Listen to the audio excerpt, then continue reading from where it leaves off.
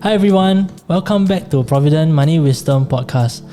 I'm your host, Isaac, Associate Advisor at Providend. So join with me today is a very special guest, or should I say familiar guest, Christopher Tan, CEO of Providend. Hi Chris. I'm now on the hot seat, not you. So the table has turned.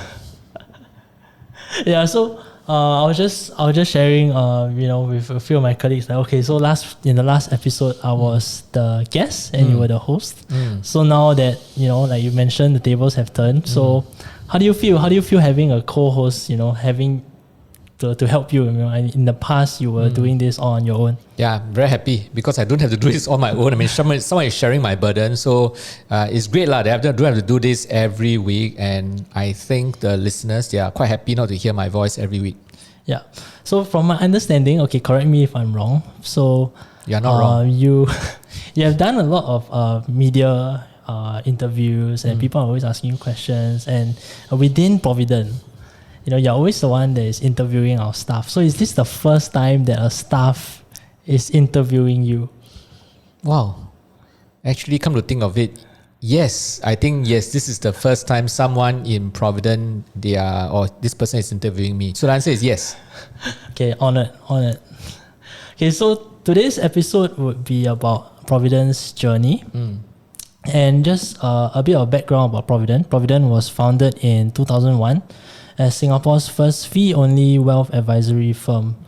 So for our listeners who want to learn more about why Providend used the fee-only model, you can refer to Season 1, Episode 44 in this podcast. So this episode aims to dive deeper into how Providend started, the Singapore advisory landscape compared to other countries, challenges faced today, and the importance of culture within the firm. So Chris, over 2 decades ago, you and the founding team started Providend as Singapore's first fee-only wealth advisory firm in an environment where commission-based firms dominate the entire advisory landscape. So let's begin with who are the members of the founding team and what gave you all the conviction to venture into this uncharted territory? Yeah, so I mean, Providend, when we first started, it was in 2001, and it was one of my co-founders. His name is Aaron. He's no longer with the firm now because sometime in 2009 he decided to leave the firm and to become a full-time church worker. Yeah, but at about the same time when Aaron and me started the firm, we have another, I can't remember now, maybe 4 or 5 other so-called founding directors. Yep. Yeah, so they are still with us today, namely the deputy CEO, Evelyn, and also we have Vincent, who is now the head of the advisory team. We have May Queen, one of our senior client advisor, but she is a director of Providend.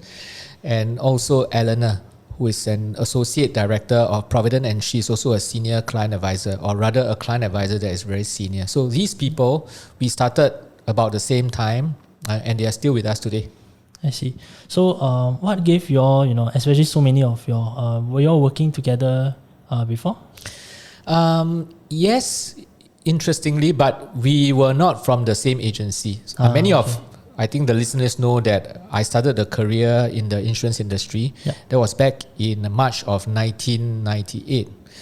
Back then, of course, you want to practice financial planning, you want to practice advisory, you can only either join the banks or you join the stockbroking house or you join the insurance company.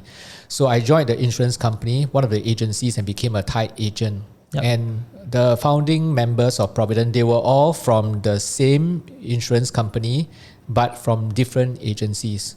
But how I got to know them was we were asked to be facilitator for a Christian mission course. We are all Christians, and we met at the Christian course, and then somehow we like each other. I think we like each other. Yeah. I hope they agree that we like each other. And then when we started the firm, they decided to leave. I was the first to leave the insurance company after 3 years, got tired, left the insurance company, started Providend, and then they decided to join me not long after. I see. So from my understanding, all of you were doing quite well in your previous jobs in the tied agency. So what gave you the conviction to venture out and to start this new company? Take this leap of faith. Yeah, so when I joined the insurance company in 1998, I joined with the main purpose of giving advice. At least that was what I was told, that if I join this particular agency, I will have a chance to give advice. But I realized that after 3 years, although I was earning a lot of money, I was doing, back in those days, double MDRT. Now, in the insurance industry, they recognize agents through awards like MDRT, $1 Million Round Table. Yeah. If you do 3 times the commission of an MDRT, that's called COT, Court of the Table. And if you do 6 times equivalent of what an MDRT agent will earn, you are called a TOT, Top of the Table. So in the first year, I already did my MDRT, and then subsequently I did about 2 times MDRT every year. It was quite intentional that I didn't want to go for 3 times. I just wanted to spend like 9 months working, and then the last 3 months, either I attend courses or I go traveling. Yep. So I was doing pretty well, but I got tired. I got tired of just selling products. I got tired of just selling insurance product. I felt that I wasn't really giving advice. And so I decided to leave. But what really, really triggered me leaving, and I shared this in a video which you can find on our website, was that I went to see a client, and it was a pretty senior client. And this client has been very supportive of me. I think he likes me. And every time when I go back to him and recommend a product, he will almost always buy from me. So this time around, when I went back to him, he looked at the product, he put it down, and he said to me, Chris, I like you, right? And whenever you come to me, I try to buy something from you. But at some point, I think I would have to stop buying insurance, right? So to me, that was the trigger, because he was right. And actually, I felt very bad, because all this while, I thought that I was helping him. Yep. Little did I know that actually he was helping me, right? At least that was the way he felt. He was helping me. He was supporting me. But like what I said, he was right. I mean, we can't spend our whole life buying insurance policies, right? At some point, we need to stop. So that sort of like motivated my decision that I need to leave. If I really want to practice giving advice, I need to leave. And so I went to speak to my co-founder, Aaron, and I said, Aaron, if you want to leave, you better leave soon. Because the longer we stay with the insurance company, the harder to leave, because there's the recurring commissions, and then the amount gets too big. I think if I have stayed too long, I wouldn't have found the courage to give up that compensation and start Providend. Yeah, so that's really the story. Let's say for your ex-boss, for example, like when you said you want to leave, how did he react? Like, I'm sure he will be like, one of my good performers or top performers is leaving. How did he react when you told him that you're gonna leave the company and you're gonna start a fee-only wealth advisory firm? He said, "Good riddance. I'm glad that you are leaving." Okay, no, I'm just kidding. So my immediate boss was obviously quite upset. Right, because I did well, and in the insurance agency system, losing an agent means you lose the override. So of course he lose his override on me, right? Or rather he will lose his override on me. So he was quite upset. Of course, he tried to stop me from leaving. And yes, I mean, I'm grateful. I mean, he was the one who brought me into the industry. I'm grateful to him. But I told him that my mind is fixed. Yeah. I've decided that I want to go. Right. So I know he was quite upset with me. My boss was also upset because of later on, because people like Evelyn, Eleanor, Vincent. So Eddie also left. Eddie, who is our head of solutions, also left to join me. So my boss wasn't too happy, of course. And he actually called Aaron and me into his room and told us that, don't talk to our people anymore. Don't bring them away. And we did promise him that we are not going to come back and poach any of your guys. And we didn't. Yeah, so that was the reaction. Of course, many years have passed now. I mean, if we see each other either in conferences or we meet each other on the street, I mean, the relationship is cordial. Cordial, but still, do you sense there's still a bit of awkwardness? Or? Okay, I've not met my immediate boss for a long time now. Yeah, but for my boss, no awkwardness at all. I mean, he's a gentleman, and nowadays, I mean, we talk very freely, and we are on friendly terms. Yeah, so it's just I'm sure just back then when it was just so recent. Yeah, I mean, if I put myself in his shoes, I can understand how and why they feel that way, right? I mean, today if somebody comes in, say Isaac, you leave, and then you start talking to all the staff here and pull everybody out.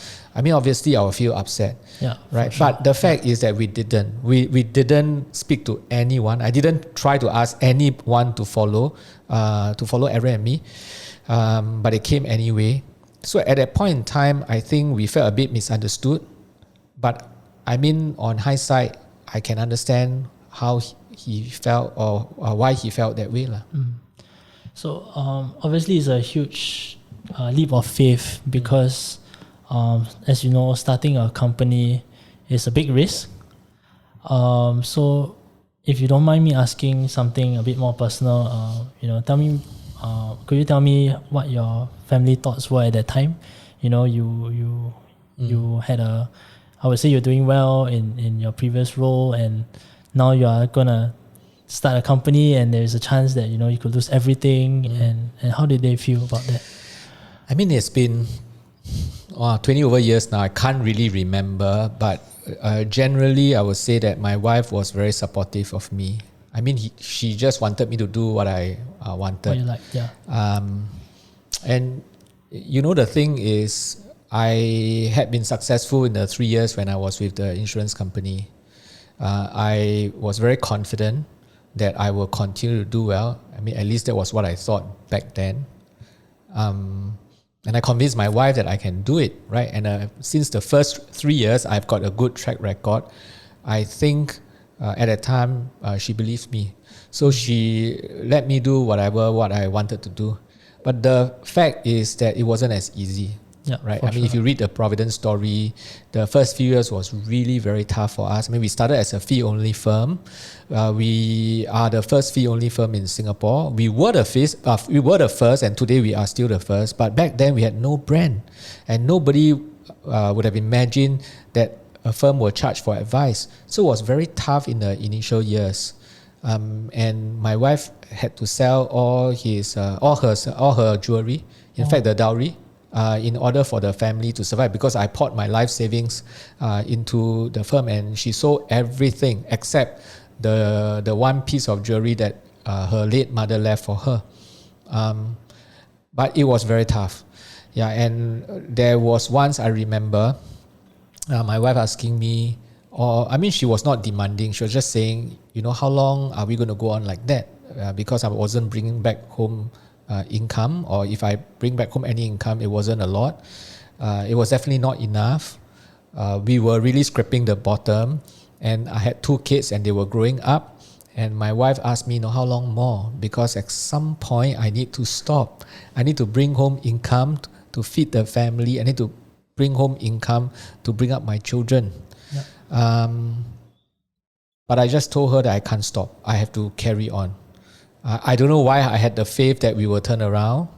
I guess that's just the entrepreneurial spirit. We never say die. Yeah, but I'm very grateful because we could have failed and I would have lost everything, right? And my family would have suffered a lot. But thank God we survived. Yeah, there's a very touching story about how not only yourself but also your wife, who I didn't hear of this story before. How she sold off even her own jewelry and all that. So you're a very lucky man, Chris. I am very blessed. Yeah. So obviously now that Providend trailblazed in this industry, having survived and eventually thrived, how much has the Singapore advisory landscape shifted as compared to, let's say, 20 years ago when Providend started? Because now that you all have you've shown that it's possible to survive and in fact do well, how much has it changed? Well, it has changed a lot, and nothing has changed. So I know that sounds paradoxical, yeah. But it is true. It has changed a lot, right? It has changed a lot in terms of compliance. Today, I mean, there are a lot of regulations coming down hard on advisory firms to make sure that we give proper advice. We don't do the wrong things. But it's interesting that although it is the Financial Advisors Act that is supposed to regulate advice, a lot of the compliance is really about regulating mis-selling. So you see, the irony there, because we are supposed to regulate and make sure advice is given properly, but yet a lot of the regulations is really about regulating mis-selling. So that has changed. A lot of compliance. Sorry to interrupt you. So to regulate, so what's the difference between regulating advisory and regulating mis-selling? What do you mean by that? I guess when you regulate advice, you're trying to see how we can give advice better. Yeah. But advice, in my opinion, is not always necessarily tied to a product. It's not necessarily tied to selling, right? But because in our industry, somehow advice is synonymous with selling. So we have a lot of regulation to prevent advisors from mis-selling, to make sure that products are suitable. So I find that interesting because, I guess that's the state of the industry. Now, I'm not saying the government is wrong. I think we need to regulate selling, but it sort of describes the state of the industry, that there is so much mis-selling that we need tons of regulations to actually regulate that. So in that regard, that has changed quite a bit. Also, if you compare to 20 years ago, today consumers are a lot more educated. Back in those days, internet, yes. Yeah. And also with the advent of financial bloggers, YouTubers, right? So there's a lot of education for free. A lot of knowledge you can easily get from the website. You have podcasts that people listen to, like this one, like this one, mainly this one. Okay, no, I'm just kidding. And you have many communities you can join, right? So for sure, consumers are a lot more educated, and that's a good thing. What else has changed? I mean, there are a lot more products than as compared to 20 years ago. Our capital markets are today a lot more developed. Back in those days, people are not familiar with ETFs, right? And even if they want to buy ETFs, not easily available for them to buy. In the past, we don't have low-cost funds. Today, at least, we see some low-cost funds. Yeah. So these are the things that have changed. But yet, as I've mentioned, a lot has not changed, right? What has not changed? I think no one will argue that today, if you tell someone that you are working in the financial advisory industry, a lot of people will still say, "Oh, you're selling insurance." Right. Somehow, consumers still tie advisory with selling of a product, specifically insurance. And why is it that consumer thinks that way? Surely there must be some truth. Yeah, the stigma is there, and for good reason, it's still there. Yeah, so I think that's because it is the same. I mean, after 20 years, I have not seen a lot of changes in this area. Roadshows are still happening. And then you see people out there saying that we are giving financial advice. But I don't know how financial advice can be given via a roadshow. If they say they are doing product advice, I can agree. But to say financial advice, canvassing prospects along the streets, I find it hard to accept, right?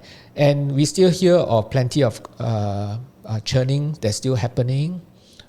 We still read about malpractices due to the conflict of interest caused by commissions. I think that has not changed. We still see many salespeople or so-called financial advisors touting their MDRT, TOT, COTs and all that. I see on my Facebook people sharing all the incentive trips that they have gone to. I think that has not changed. There's still a lot of emphasis on sales. That has not changed. I still see companies giving away free gifts to entice people to buy product. That has not changed. So they reminded me of the recent trip that we made to Sydney. Just a bit of background is our whole firm went to Australia. Obviously, it's our annual retreat is for us to bond and also unwind a little. But also we went to visit a few fee-only wealth advisory firms. So from our discussions there, we learned that the Australian advisory landscape made a massive shift towards fee-only wealth advisory over the past decade, mainly due to sweeping changes legislatively. So in your opinion, based on what you just shared, do you think that this is something that Singapore would eventually require? I think we tried. Okay, I think that happened, if I'm not wrong, if I remember correctly, that happened in 2013. Right, so Singapore have our own version of the UK change. They call it RDR. In Singapore, we call it FAIR, F-A-I-R, which stands for the Financial Advisory Industry Review. Yeah. Right, so that review was supposed to look at the gaps in the industry and see how the financial advisory industry can improve. And if I remember correctly, again, there was during the review, this whole issue of banning commissions was brought up, and the industry lobbied against this potential change. So today we still see commission being allowed. Now, is that good or bad? I'm not sure, right? I would say maybe 20 years ago, if you ask me, or in 2013, if you ask me, I would say that's bad, right? I think all financial advisors should be fee only or fee based. But after observing what has happened to UK and even in Australia, the recent trip, I asked whether as a result of that, many men in the street, they cannot get good advice. Right, and the answer was yes. And in the UK, that seems to be the case, right? Because not many people can pay a fee for advice, right? So I'm not sure. I am still struggling to decide whether for the entire financial advisory industry to turn fee only, I'm not sure whether that is the best thing. Now, but don't get me wrong, Isaac. I'm not saying commissions is good. Right, it just presents the conflict there of must interest. be a better way. It's not really. Yes, that's right. I think that the industry needs to admit to this fact that commission has that potential conflict of interest, and we need to find ways to mitigate it, and not sweep it under the carpet and say no. It all depends on the integrity of the advisor and all. Yes, I understand that the integrity of advisor is important.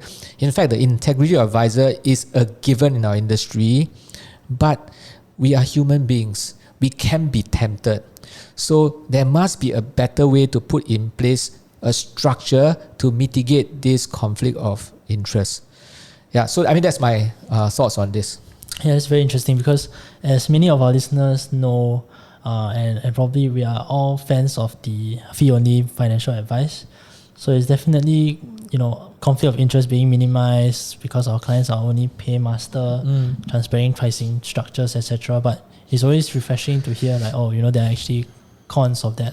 Yeah, so this is our own experience as well at Providend. I'm still a strong believer that the fee-only way is the best way to mitigate conflict of interest. And that's why after 20 years, we are still fee-only. Yeah. Right? Now, however, it is true that being a fee-only firm, we have trouble serving the man in the street, right? Because they may not be able to afford the fee. And the truth is, maybe they shouldn't need to pay a fee because their financial situation is so straightforward that they don't have to pay a fee to get advice, right? So, like I said, there must be a better way. We are thinking of a better way to see how we can benefit more people. Yeah, but that's for another time. We can discuss this another time. Yeah, so definitely. In my time here, every I've been manning the main line. So sometimes we have call in. I always remember you telling me that so if their needs are straightforward, maybe they don't have that much, but just if you can help them by giving general advice using your expertise, just always try to help. Whoever who calls in. Yeah, this morning I was just having that conversation over, with about 30,000 members in a community group chat. Yeah. right? And people ask us, why do you only take in people with a certain minimum investable assets? Yeah. So, I try very hard. I don't know whether that was communicated clearly. It is not because we are arrogant. It is not because we are condescending. It's not because we look down on people with lesser money. It's not that. It's just that it would be totally wrong to charge a few $1,000s. And this person actually really don't need that complicated advice, right? I would feel totally wrong that this person pays her a few $1,000s and the advice that we have given them is so simple. Okay, and so we use wealth as the amount of wealth as sort of a gauge of complexity. I know it's not robust, but I think that's a good place to start, right? But if someone called Providend and this person might not have the wealth, and I've always told all of you, right? I don't want this person to leave putting down the phone feeling lousy about himself, that he doesn't have the wealth. I don't want him to go away feeling like we are very arrogant. I have told every client advisor, whoever that is taking the call, if we can help this person, if we can give this person general advice, we can point him to a direction whereby he can do something on his own. Let's just do that. Yeah, so on top of that, I also always highlight to them that, they can always go to our YouTube page or Spotify or listen to this podcast for any, it can really solve most of what they are looking for. I also want to add that the founding members of Providend, we are all men in the street. We all started as men in the street. Of course, today, as we become older, as we advance in our career, our wealth has grown. But we all came from humble families. We are all heartlanders. Every one of us at Providend, today we are still heartlanders, right? So it cannot be that we look down on people who are men in the street. It is just that, like I say, they really shouldn't need to pay a huge fee to solve a very simple problem. Right. Yeah. It's not also not it's not good for them. It's not good for us as well. Yeah, for sure. It's definitely not good for them. I will feel bad, right? If someone come to me and say this person is earning $3,000 income, $4,000 income, and I charge him $4,000-$5,000 to do his work. This is more than his 1 month's pay, right? And it's unnecessary. Yeah. Okay, so in Providend, we always talk about culture, right? So whether it's our huddles, whether it's our company retreat, or even the annual client event, you highlighted the importance of culture within Providend. So in my previous workplace, or rather workplaces, culture is often like a token initiative. Something that employees just brush off. It's just culture. Supervisors, they don't really take it too seriously. But here at Providend, I was, really taken aback by how culture is taken very, very seriously. There's hours and hours of meetings involving senior management, ensuring that our Providend culture is always at the forefront of every aspect of the business, from recruitment to our daily work. So Chris, why is culture so important for Providend? Yeah, it's a good question, and there are two reasons why I feel it is very important to strengthen culture. One is a business reason. It was Peter Drucker, the management guru, who said that culture eats strategy alive for breakfast. And what that means is that you can have the best corporate strategy, you can have the best plan, but if you don't have the people that can come together in unity to go and execute the strategy will fail. So it is very important to build a strong culture so that we can execute the strategy properly. Because at the end of the day, it is all about execution, right? And I might as well define culture here, because culture is such a fluffy word, right? So you ask people what is culture, and if you ask anyone from any organization what their culture is, they probably have different definitions. But at Providend, I hope if someone asks Providend people, what is our culture, I hope they will be able to define it properly and say that our culture is made up of our core values and our purpose, right? Our core values is embedded in this thing, what we call the spirit of Providend, a strong mind, a passionate belief, inspiring one another to run the race independently but yet as a team, right? That core value. So if the entire Providend people can live out that these core values on a daily basis, plus we are very clear of our purpose, the reason why we exist, then we have in a way formed our culture. And if a group of people come together and we agree that this is our culture, then we will be able to better execute the business strategy. We have a better chance of succeeding. That is why culture is so important. But I think what is lesser spoken about, maybe even in our firm, is that if everyone, we agree with the culture and we lift out that culture, we're all going to be we're going to be happier together. Yeah. Coming to work will be more enjoyable because we have the same way of thinking. And you know, Isaac, we spend most part of our lives on a daily basis working. Yeah. Right? I mean, you come to work 9 o'clock, you go back. By the time you reach back home, 6, 7, 8 o'clock, you take dinner, and then maybe you watch television, spend some time with your family, then you sleep. And then the rest of the time you're back in the office again, right? If you're going to spend a large part of our lives in the office together, we might as well do something meaningful, and we might as well make sure that we really enjoy each other, right? And how do we enjoy each other? I think the thing that will glue all of us together is the culture, right? So these are the two aspects why I think building a culture is so important. Yeah, so there's something I noticed about the people in Providend. Like, when you come to the office, it doesn't feel like, if it doesn't feel like you're going to just like do normal work, because the work we do is like so purposeful, and also like the culture of Providend, everybody is really very supportive of each other. So like you mentioned, we're going to be working until our retirement age, be it 55 or 65, and a large part of our life will be in our workplace. Yeah. So I remember the one thing that you always mention is that when you hear about Providend, don't just hear from it from people who are still working there. You can ask about us from people who have left. That's right. Yeah, that's right. I mean, to me, that's the biggest, the best testimony. Yeah. Right. And I hope and I believe so far, I mean, the people, sometimes you call them the Providend alumni, right? People who have left.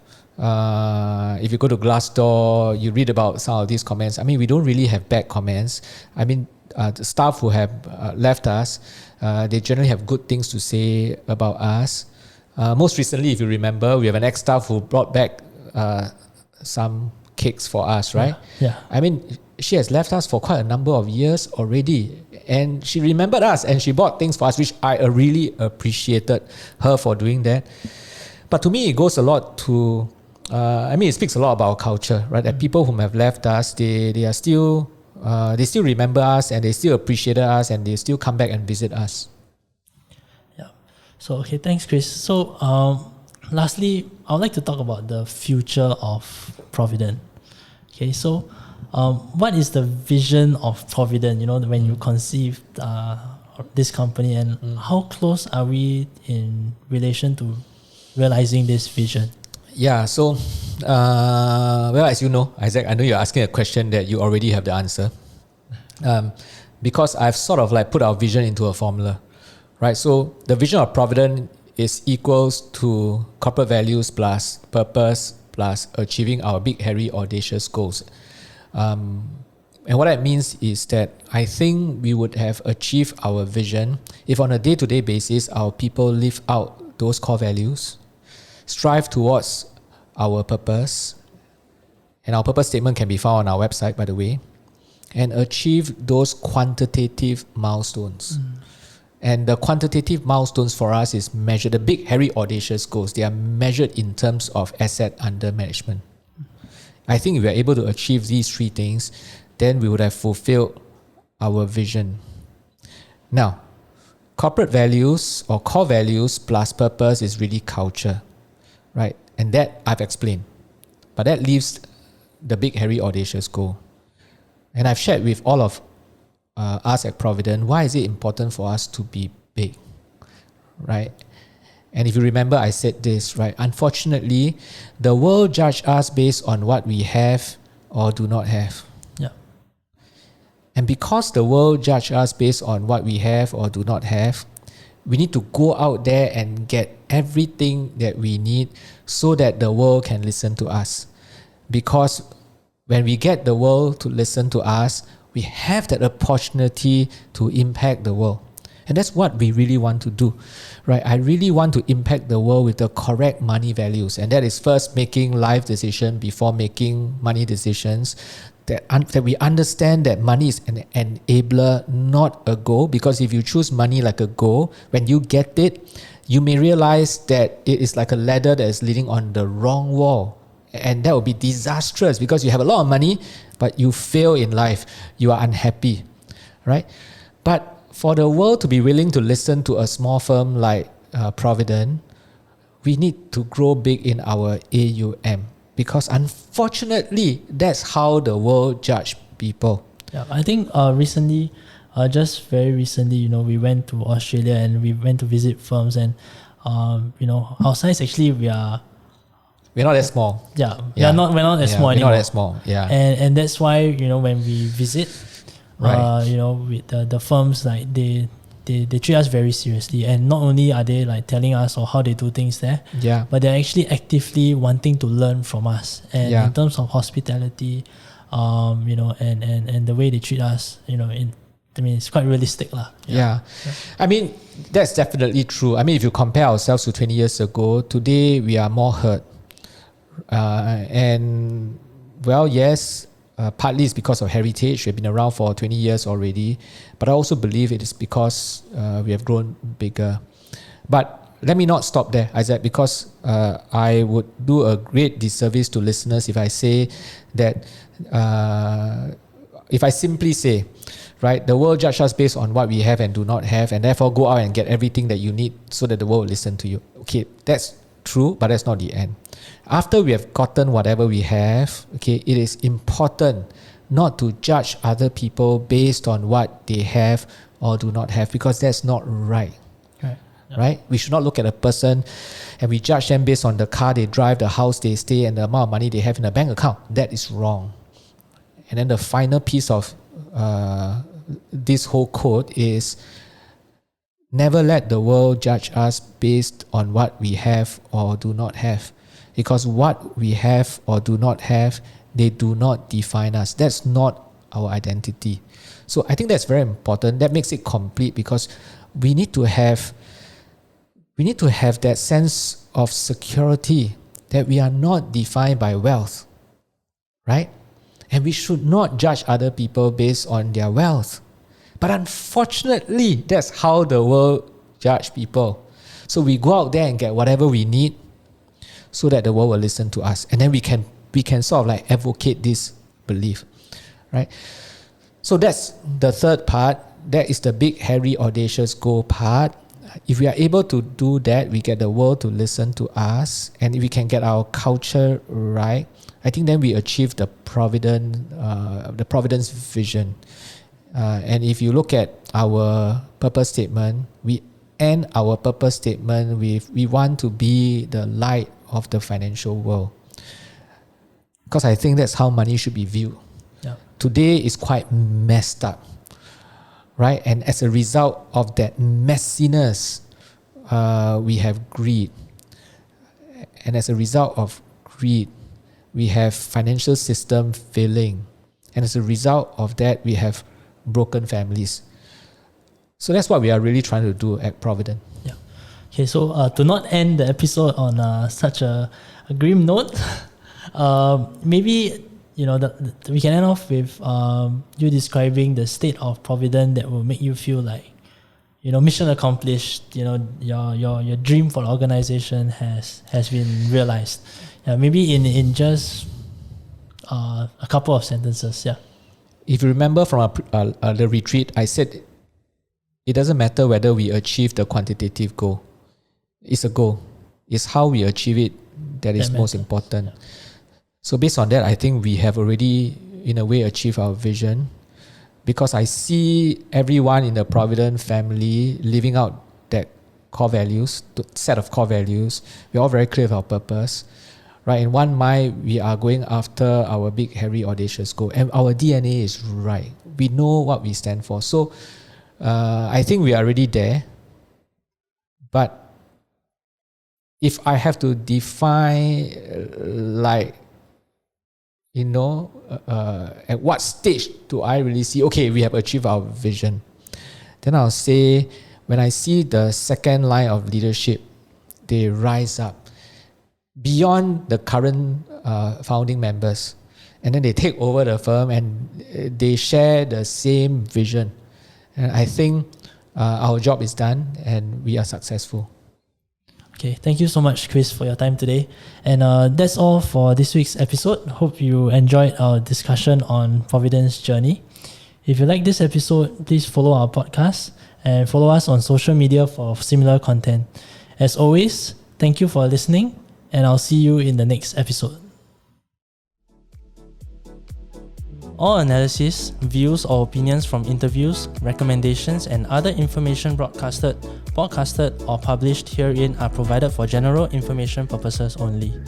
Information expressed does not take into account any specific situation, particular needs or objectives, and should not be construed as specific advice or a recommendation. Information has been obtained from sources that are deemed to be reliable, but their accuracy and completeness cannot be guaranteed. Always consult with a qualified investment, legal or tax professional before taking any action. Providend Limited does not accept any liability for any loss whatsoever arising from any use of the information broadcasted or published herein. All contents and information contained herein may not be copied or reproduced in whole or in part by any means without prior written consent of Providend Limited.